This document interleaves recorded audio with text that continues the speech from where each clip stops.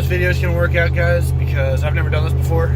So, as you know, if you saw my last video, which I'll link up real quick, I have a 2002 Avalanche. It is the 1500, has a Z71 package with a towing capacity of 8,000 pounds. Back in 2002. It now has 230,000 miles on it, and we're about to do what they say, a full send. And right now I'm going to help out my buddy, and we're going to go ahead and pick up his camper up in Richmond, which is about 3 hours away, which weighs 10,000 pounds, but the hitch is rated 12,000, so I think we're going to be alright. And then bring it back down here, and I got to do all this. Current time is 7 o'clock. I got to be at work tomorrow at 8 in the morning, so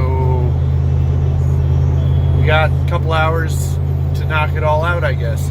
Anyway, I'm going to do periodic updates throughout this trip. My biggest concern is hoping this 4L60E transmission, which I don't know if it's been rebuilt or not, holds together. My secondary biggest concern is getting work on time, and that will be greatly influenced based on if this transmission holds together or not. So other than that, we're about to do a couple things. First, we're about to have an epic story, alright? So bear with me and we'll see how this trip goes. I'll be doing periodic updates again. Probably next update will be when, once we actually start loading everything up. I don't know how this thing is going to hold up, like rear suspension wise. So hopefully we don't have too much of a drop in the back. I'm hoping the Z71 package, whatever that is, helps out a little bit with maybe giving it some help back there with some tougher springs or something. We'll find out. Anywho, guys, yeah, so we'll see how this goes, but probably gonna title this video something like, I don't know, we'll figure it out. Anyway, let's continue onwards. We're starting out this trip with full tank of gas, and arrival time is 10:15 p.m. I'm thinking I probably won't get to where I need to be for the end of the trip until around 4 a.m. So this is definitely going to be interesting. Alright, so here goes. Oh, on a side note, let me show you all something real quick.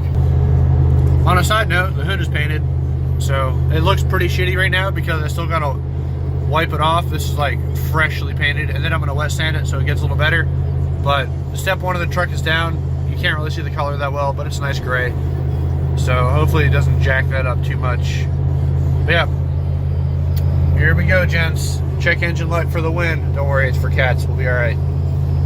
See you in Virginia.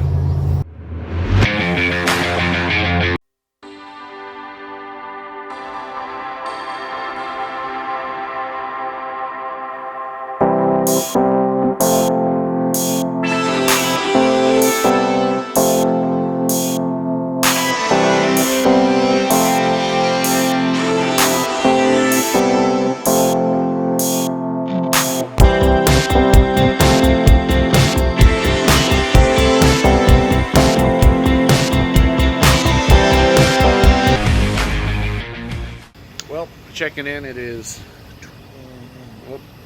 10:30, and had a weird issue happen where my four-wheel drive automatically turned on at 45 miles an hour. Thankfully it wasn't the highway, but like literally both my front tires, they're not happy, they don't like four-wheel drive, and they both kind of bound up a little bit and brought me to a stop pretty quick. Thankfully I put it back out of four-wheel drive and it didn't do it again, so I'm not sure what would cause that, but hopefully it doesn't do it again, because that was really concerning. That was very, very concerning. But yeah, other than that, so far so good. So far so good on this trip, guys. See what happens.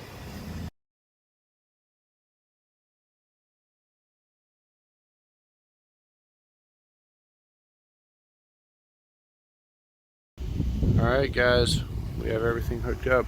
Can't see shit right now, but good old Avalanche is towing a 30-something foot trailer, well, camper. And I got the weight distribution hitch on here, so we'll see what happens. It's going to be very interesting indeed. There she is. On a side note, on the way here with no trailer, she's getting 12.1 miles to the gallon. So we're going to find out real quick how poor this MPG drops. I wish you guys could see this thing better. It's stupid. This looks great, but also stupid. I'm somewhat concerned. We'll see how this goes. It's gonna be fun. By the way, just no, not to diss Ford, but the reason I have to do this is because the Ford's 2003 or 2 7.3 liter diesel transmission decided to eat poop while pulling heavy things. Hopefully my 4L60E doesn't do worse, but I'm kind of not having high hopes. We shall see. 230,000 miles, guys. Just gonna send it.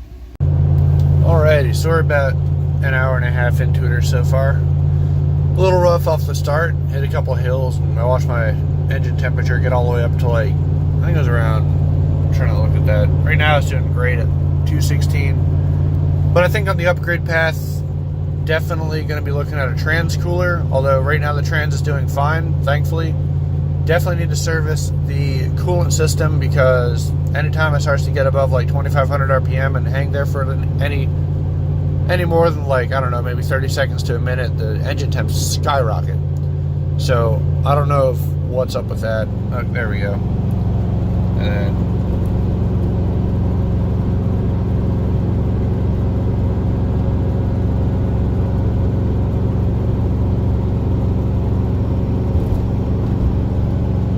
yeah, and it'll just keep climbing. The high, I don't let it get above 224.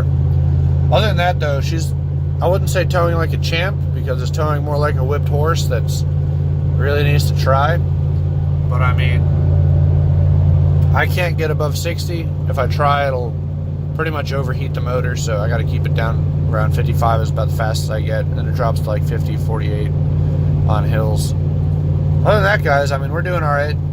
Nothing too crazy. So far, so good. That little four-wheel drive thing that I was talking about earlier, I'm like positive that my phone hit it, because I had a mount right in front of the vent there. If it was daylight, you could see. Obviously, you can't, but I'm pretty sure when I poked my phone, it hit the four-wheel drive button in drive at 45 miles an hour, and hopefully I didn't destroy my front diff. But we're doing good. So we're just going to keep on plugging. We're stopping at a gas station soon. Averaging about, I'd say 7 miles to the gallon, so I'm going to math it out when I get to the gas station. So talk to you guys then. So far so good though, but I definitely know the upgrade path for this thing in the future. Trans cooler, coolant system, and I really got to do the seals in the motor, because, well, really the front diff and motor need their seals redone. They're leaking a little bit. Oil's not too bad, but like, it's there. Alright guys, catch you at the gas station. Alright guys, here she is in the daylight. Well, daylight. It's around 2 in the morning. Got some hours to go. But there's the hood. Looks great. Hopefully the rest of the, well, I still got to wet sand it so it gets rid of some of these streaks. And then we'll be checking this out. This is not mine. Obviously, this is my buddy's. Helping him out. There's the F250 back there. Little bugger throwing transmission fluid everywhere. But so far so good. It's been good on the trip with no load on it, obviously. So yeah, I'm kind of impressed. This had a 6-inch lift. Now it's almost back to stock ride height. Front's up a little bit. This is the only acceptable excuse for having a Carolina lean right here. You should never do this on purpose. But when you're towing a big girl, check out this. My buddy's weight distribution hitch is a real lifesaver right here. Kind of helps keep the tongue even instead of being at a bow right there. But yeah, and that's that. I'm aware that's upside down. It's for his truck, which is lower than mine, but it's working. The drop hitch is definitely supposed to be the other way, but it's whatever. So far so good. Only about an hour and a half, 2 hours to go. But yep, enjoying the truck, kind of. It's running hot, so it'll be alright. Well guys, as you can see, I'm back home. Little Shelby still hanging out back there, but it was an interesting ride for sure. I did more research after I got back, and I'm kind of annoyed I didn't know this before, but like, it was kind of last minute thing. I didn't get a chance to look, so I was driving the whole time. However, I found out coolant temps on the Avalanche with proper deck school are actually able to get up to 250 degrees before there's a real problem. Obviously under extraneous conditions, and it shouldn't stay there, but it can get up to that. 260 is where you get a warning and go in limp mode, and that's when the coolant will begin to boil. So I found that very interesting. So my 224, although I don't like it that high, I guess wasn't that bad. I found out how to make the scan gauge do transmission temperatures. I really wish I had known what the temperature was, because just driving around back on the highway I was at, I think we got up to like 217, which that's on some partly cooked fluid, so I don't think it's supposed to be that high. but transmission cooler is definitely in the upgrade realm for this. Although there's one in here stock, it obviously doesn't do that good of a job because with no load or anything, 217 to me seems a bit high, and it was a warm day, but it wasn't like crazy. So I can only imagine how hot that thing must have gotten on a 4-hour drive. I'm trying to think if there's anything else, to be honest. Not too much. I mean, we made it there. I'll throw in a few pictures of it. Oh, that was the other thing. That my buddy had to take off the weight distribution hitch to back the trailer because he had some really tight turns, and where there is a lift, there was none. Like, the wheel was, no kidding, like, it was down to probably about like this high or so, which is crazy. But I think if I'm going to continue towing, I should probably looking to get an airbag or something like that in the back. Would probably be really useful. But I've got a long list of things of maintenance and all that other stuff that I want to do for this thing. And now that I'm back, I can finally finish this hood. I'm going to be doing some wet sanding on here to get it smooth out a little bit, and that should be done. I think continue on with the rest of the truck, but I think she's going to look good. Tow mirrors are also definitely going to be a thing because that was pretty poor trying to see everything there. But all in all, I'm impressed, guys. I really am. I definitely have to replace a bunch of gaskets because she was leaking a little bit of oil, and it's been doing that for a while, but this kind of highlighted it to be a little bit worse. Nothing crazy again, but a little bit worse. That's a AC patch in the ground, not oil dripping, so it's not that bad. And then, other than that, I mean, she did good. So, a little out of the ordinary, but I hope you liked the adventure. Made a great story, and, well, to me, get some bragging rights out of this, that a 2002 Avalanche with 240,000 miles was able to pull this thing. It does have 456 gears in the back because of 35s, and that does definitely help with low end to get it up to speed a little bit. I can't really imagine this doing with like a stock gear, which I think is either a 733 or 755. Maybe 7, I don't know. Never mind. Don't listen to me on that one. But thanks, guys. Thanks for watching. Have a great day, and I'm going to be doing some maintenance on this truck that I'll be putting out videos for in the near future.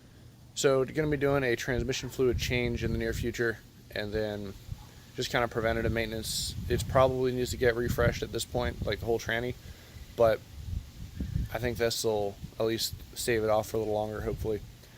Anyway, thanks for watching, guys, and have a great day.